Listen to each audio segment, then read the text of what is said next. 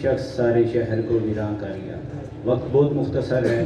سب سے پہلے تو میں تمام ریاست بھر سے، خواہ وہ گلگت بلتستان ہو یا یہ ہمارا یہ والا حصہ کشمیر ہو یا جموں ہو، وہاں سے جتنے بھی لوگ یہاں پہ جتنے بھی سپوت بیٹھے سب کو سلام پیش کرتا ہوں، اور بالخصوص میری بہن عاتقہ جو کہ ہمارے بھائی افضال کی بیوہ بھی ہیں، ان کو سلام عقیدت پیش کرتا ہوں کہ وہ اپنی جو وفا شہری ہے اس کو نہیں بھولی، بلکہ اپنی وفا شہری پہ وہ قائم ہے۔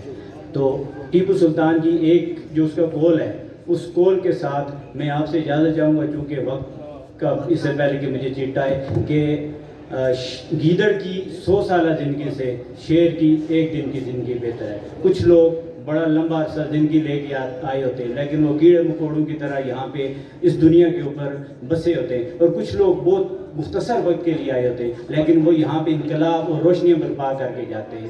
میر افضال سلیریہ اسی دوسری قسم میں سے تھا، جو مختصر وقت کے لیے آیا لیکن معاشرے کو ایک روشنی، ایک پیغام، ایک جو ہے وہ نصب اللین دے کے گیا۔